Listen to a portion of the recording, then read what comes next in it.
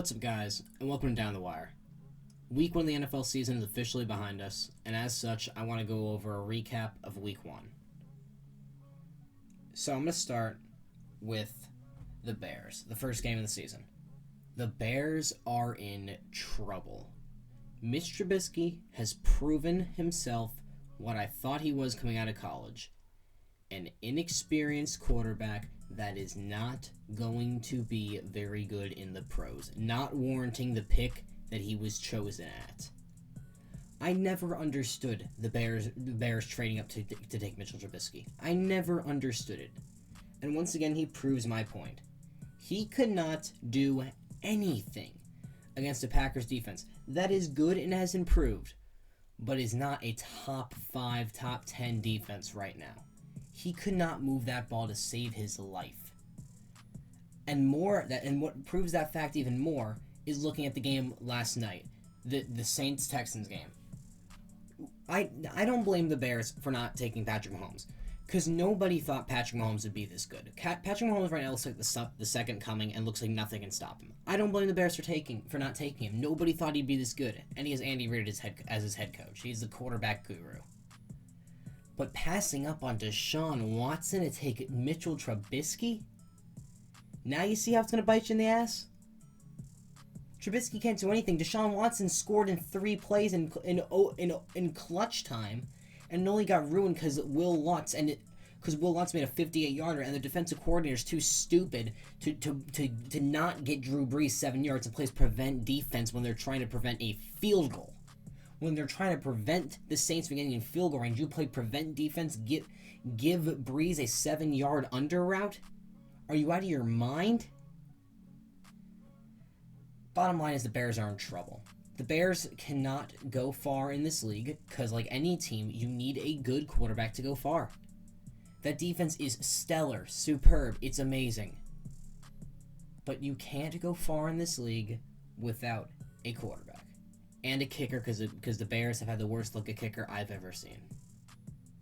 The Cleveland Browns. To me, I'm not going to lie, it was beautiful watching a team so overhyped as the Browns get shut down. Yes, I picked Baker Mayfield to be my MVP. But that does not mean that I think this Browns team is going to make a deep, deep run in the playoffs. NFL, the whole media overhyped this team to a new echelon. And the Tennessee Titans were there to spoil their day. I'm going to keep it short. The Browns, 18 penalties is unacceptable. I don't care if you think 18 penalties, wow, the ref must have been against them. That's still unacceptable. You can't have your left tackle, which is basically a skill position in today's NFL, kicking people. You cannot have that. Too many stupid fouls. It was the most fouls in Browns history. It was absurd. The Tennessee Titans came out to play. They pressured Baker Mayfield. What these teams have learned is that Baker Mayfield, it's his second year. You have film on him now. What can you do? If you can get in his face, he's not the biggest. You get in his face, you throw your hands up, you pressure the quarterback, you can force Baker to make mistakes. Evident in the fourth quarter. Through pick after pick. It was a close game going into the fourth quarter, and then the floodgates opened. There was nothing the Browns could do but hold on for dear life when that fourth quarter came around and that pressure got to Baker bad. Next, I want to talk about where I was wrong. Before the season started, I wanted, and this is not because I'm a Cowboys fan and I want one over the other. I thought it would be the correct move for the Eagles to pass on Carson Wentz, meaning trade Carson Wentz and keep Nick Foles. And my reasoning was that Carson Wentz's injury history scares me badly. And I was looking at Nick Foles as a predominantly healthy quarterback. He hasn't faced very many injuries, and me saying that might have been the kiss of death because yesterday he broke his clavicle. My whole reason for picking Nick Foles over Carson Wentz, the large majority was based on injury, was based on health. Nick Foles isn't very injury prone until yesterday. And the fact that Carson Wentz has never actually played in a playoff game. I have never seen Carson Wentz in a clutch moment, in multiple clutch moments. I've never seen him under the lights. Because usually he winds up being injured before that moment can arise. But I was wrong. The Eagles made the right decision. Looking back at it, 20 vision, looking back, hindsight is always 20/20. And the Eagles made the right decision. I was wrong. Now let's talk. These next 2 points are going to be about quarterbacks. The 2 best performing quarterbacks in the league, in my opinion, this week. Number 1, Lamar Jackson. Running back, no more. I do not want to hear anybody say that he is a running back. Albeit his performance was against the Dolphins. Albeit the Dolphins are basically a college team at this point, Division II team. They are abysmal this year. You got players reportedly calling their agents immediately after the game requesting a trade. How much of that can I trust? I don't know. But still, the point remains. The fact that we all accepted that, the fact that we all took that report at face value and said, yeah, that makes sense, is saying something. But Lamar Jackson showed up yesterday. 324 yards, 5 touchdowns, a QB rating of 158.3. A completion percentage of 85. He balled out. Simple. And the second quarterback is Dak Prescott. Now, I'm going to be honest with you guys, as a Cowboys fan, I was a little scared the first drive. I was a little scared. Zeke looked rusty the first drive, looked rusty the whole game. That's expected. You're hanging out in Cabo instead of training. You know what? I'm not expecting to come back in perfect form. Offense got started decently well and then faltered. That's usually how most Cowboys drives start off the first drive for some reason. I don't know why. And then Kellen Moore took that game by control. That's right, Kellen Moore, not Dak Prescott. Dak Prescott was the one throwing the football, but Kellen Moore was the one orchestrating those plays. Kellen Moore trusts Dak Prescott already so much more than our past offensive coordinator. Why? I would put my money on the fact that they played together. They were not just offensive coordinator player. No, they were teammates. Once upon a time, Dak Prescott and Kellen Moore were in the mix for seeing who would get the starting job or backup job. And Jameel Showers, where is he? I don't know. But Dak Prescott showed up as well as the same as Lamar Jackson did. They both showed up. Dak Prescott, I believe, is playing for more though.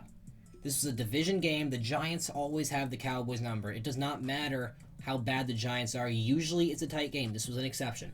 Usually the Giants play the Cowboys tight. The whole NFC East plays each other tight. Dak Prescott showed up, passed for over 400 yards, 4 touchdowns. Every one of our receivers looked like Pro Bowlers. Every one of the receivers looked like Pro Bowlers against a terrible Giants defense. Terrible corners, terrible safeties. You trade your 2 best players, I know you're going to be bad. But still, Dak Prescott was not only playing for the win, he was playing for a contract. The big headline this season was Zeke. What was beginning to get forgotten in the midst of the holdout was Dak Prescott's contract demands. And now he's pushed that to the forefront. Jerry Jones immediately after the game, started talking about how a contract was imminent. And I don't blame him. If Dak Prescott is going to perform 3/4 of what he did week 1 for the rest of the year, I'm willing to give him 34 to 35 million. I'm not going higher than 35. That's my magic number. Before the season even started, I wouldn't go higher than 32. But that game yesterday was a $3 million difference. Kellen Moore is the real deal. What can he do after offensive coordinator? Who knows? He maybe could move to head coach. Because quite frankly, I'd take Kellen Moore today over Jason Garrett. Jason Garrett just sits on the sideline, claps his hands, slaps his players on the ass, and tells them to go out there. That's it. That's all he does. Watching Jason Garrett is like watching a stick. Like watching a log. He does nothing. Absolutely nothing. Next, let's talk about the absolute slaughter the Patriots put on the Steelers. The Patriots don't even have all their Infinity Stones yet. They're adding Antonio Brown this week, and it is a terrifying prospect for the league. They demolished the Steelers. That defense might be the best New England defense in years. Big Ben, Juju Smith-Schuster, James Conner, they couldn't do anything. They could do absolutely nothing against this Patriots defense. Bill Belichick is still Bill Belichick. I mean, what else do I gotta say? He's going to coach an amazing game every single week, barring a heart attack or death. Tom Brady? Yeah, no, Max Kellerman, don't see this cliff. I hope you back off from that. I really hope you backed off from that take. 341, 3 touchdowns, 24 of 36. Showed out. The running game for the Patriots was, once again, running back by committee. That's how the Patriots run. They just give it to these three main running backs. Let them take these reps. Whoever's doing the best, they get most snaps. They usually get the most carries. It's just how the Patriots go. Julian Edelman was Julian Edelman. Philip Dorsett had an outstanding game. 95 yards, 2 touchdowns. And Ben Roethlisberger looked like a tomato can out there. He looked terrible against this defense. James Conner looked terrible. Juju Smith-Schuster, I thought that he was going to fit into his wide receiver number 1 role perfectly. But it looks like that pressure might be getting to him. I get it. It's early in the year. I get it. He can come out next week, shut me up by getting 150 and a touchdown. He could do that. But this Steelers team is a force to be reckoned with. Vegas has already changed their odds. I think that it is guaranteed the Patriots make the Super Bowl. Make the Super Bowl. At least. I think they're going to win it. I think they're going to win it now. I think they're easily going to take over the Chiefs. Belichick does what Belichick always does. He takes he's like, okay, this defense might be the best defense I've had in years. I'm not going to lose because we can't pass as well as we used to. Goes out, gets Antonio Brown. Colin Cowherd said it best. This is more like the Darrelle Revis signing than it is like the Randy Moss signing. The reason that they're being compared, Randy Moss and Antonio Brown, is because their personalities, not the situation of which Bill Belichick acquired them. But I still think that this acquisition, no matter what the circumstances, is going to be the end of the other NFL teams. I think that this is easily going to guarantee a Super Bowl appearance. I think it means Super Bowl win. Time will tell. This first week has been exciting. Even the games that I thought were not going to be exciting were good. The Lions-Cardinals game, on paper, looked like it was going to put me to sleep. What did it do? It put me to sleep the first half. Kyler Murray wasn't doing much. Took him a while to get into it. I mean, that's what happens. I mean, he's a rookie. I'm not expecting him to come out and perform like Patrick Mahomes. But he came out. He was a little rusty. Then he took over in the third and fourth quarter, and he showed that he's a quarterback. 5'9", 5'10", whatever he may be, showed up, showed out, and they should have won. Tremaine Brock drops an interception in the end zone. Not in the end zone. He just drops it. Tremaine Brock dropped the interception. They could have gotten the easy field goal, and they could have won. But there's no what ifs. This is football. What happens, happens. I still think tying is the stupidest thing in the NFL. Abolish tying. Change your overtime rules while you're at it so it's not decided by a coin flip. And yeah, week 1's in the books. Let's look forward to week 2. If you watched my podcast earlier this week, which I encourage you to do, you probably would have seen my upload schedule, and I said that I'd be doing a prediction series every week. So I'm going to start that right now. I didn't get a chance to last week. I'm going to be honest with you guys, I completely forgot. But what I did was I commented before the opening night game, before the Packers-Bears game. I listed my whole picks out in a comment, and I commented on my page. You can go check that out. So, this week I finished 9-6-1. Not very good by my standards. Not very good at all. It's the first week though, and I expect things like this to happen. It's just you barely can tell. The NFL is a very weird league. Every single year it seems you have 3 to 4 teams that can make the playoffs that you wouldn't have thought ever. But let's put week 1 behind us. Let's go into week 2. So, football kicks off Thursday night with the Buccaneers and Panthers. I'm going Panthers. That's a pretty simple one for me. Next up, Raiders Cardinals, Battle of the Birds. Lamar Jackson has blown me away. I think he's going to keep riding that wave. I think he's going to take the victory. Next, Chargers and Lions. Chargers. They're missing a lot of key elements, but I'm never going to pick Matt Patricia and the Lions over a team that can possibly make the playoffs. Colts Titans. This looks like a really good game. I think this is going to be a really close one. I think I'm going to go with the Titans. I think they're going to ride off the wave that they had against the Browns, and I think they're going to take it. Next, we got 49ers and Bengals. Going with the 49ers. I'm going to ride Jimmy Garoppolo until he fails. The Bengals, Andy Dalton put a very good performance against the Seahawks. It was very close, a little too close for the Seahawks in my opinion. But I don't think it's enough to upset the 49ers. Next, we got Jaguars and Texans. Deshaun Watson showed up last night. No matter the result, he showed up last night. Jaguars played decent against Patrick Mahomes without a quarterback, but still they have no quarterback, and I'm not going to take a team with a rookie quarterback or Josh Dobbs over Deshaun Watson and the Texans. Next, game of the week in my opinion. Vikings and Packers. Division game, Aaron Rodgers, Kirk Cousins. I like the Vikings. I just do not trust Kirk Cousins with anything. I don't trust Kirk Cousins. He was in my division. He was in that NFC East division for too long. I saw nothing out of him that warranted his contract. And I think Aaron Rodgers is going to play to prove everybody that game against the Bears, that statistical game he put up, was a fluke. And I think he's going to show up. I got Packers. Next, another division game. Cowboys-Redskins. The homer in me is going Cowboys. The Redskins did play very well first half against the Eagles. Then the Eagles kicked in a gear that I didn't think they had. They just pulled away with that. I don't think it's enough to upset this Cowboys team. They're in a rhythm. Kellen Moore's offense, you don't have enough tape on that yet. Dak Prescott looks like a completely new quarterback. Too much momentum in favor of the Cowboys. I'm going with the Cowboys. Next, Seahawks and Steelers. I think the Steelers bounce back.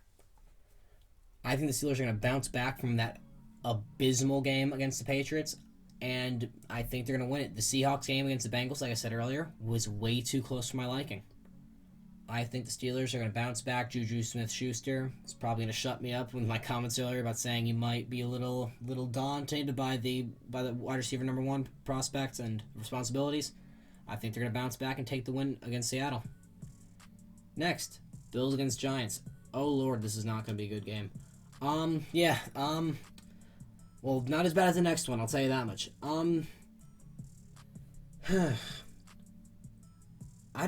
You know what? I'm gonna ride with the Bills. I'm gonna ride with the Bills and Josh Allen. They came back against the Jets, a Jets team that I thought was better than the Bills. They came back and they won. They have momentum. The Giants, they couldn't guard anything. They could not shut down anything in that stadium against the Cowboys. They could not do anything on defense. And I think Josh Allen, with that cannon that he has in his arm, I think they're going to take advantage of that. I think the Bills take it. Now this is just going to be a slaughter right here. Patriots-Dolphins. Yeah, usually in a game like this, I go very close game because the Dolphins usually play up to their skill. Not this week. Not at all. Nope. Patriots are getting Antonio Brown for this game. I don't care. I don't care what happens. If the Patriots blow this, I don't know how you can be a New England fan the next morning. I'm taking the Patriots by +10 right here. Chiefs and Raiders. Chiefs. Saints and Rams. This is going to be a very good game, like a lot of these games this week. I think the Rams and Jared Goff are going to pull this off. I think that Aaron Donald is going to have a very good game, unlike the game he had against Carolina, which it seemed like the Panthers shut him down. I'm not going to lie. In my opinion, the greatest defensive player in the league looked like he got shut down by that Panthers O-line. But I think they're going to bounce back, and I think they're going to beat the Saints. Bears and Broncos. Joe Flacco looked not very good last night, to say the least. outside of that Harbaugh system, I don't think he's very good. I've never thought he was very good. Good playoff team, but good playoff player, but that means your team has to get to the playoffs. I don't see this Broncos team beginning to scratch the surface of the playoffs. So I'll take the quarterback that I've been criticizing today. I'll take Mitchell Trubisky against the Broncos. Eagles and Falcons, another battle of the birds. Falcons got absolutely embarrassed in their home turf this week. It was abysmal to watch. The Vikings had their number for some reason. I don't know why. Eagles were down to the Redskins, came back. Carson Wentz, very good game. I'm going to go with the Eagles in this game. It's going to be a good game, but I think the Eagles are going to pull away by a surprising margin. I think it's going to be very much like the Browns game. Very close in the fourth quarter, and I think the Eagles are going to win by about 10. They're going to pull away. And Monday night, we got Browns and Jets. The Browns better pull back and show that they're a team to be reckoned with. Because after that abysmal performance in Tennessee, you got to clap back with something at least. I think the Jets are going to play them hard. But I think this is going to be the main story of this game is going to be the quarterback battle. Sam Darnold, Baker Mayfield. I like Baker a little bit more. And I think I'm going to go with the Browns. I'm going to go with the Browns, bounce back, and week 2 prove everybody wrong. All right, so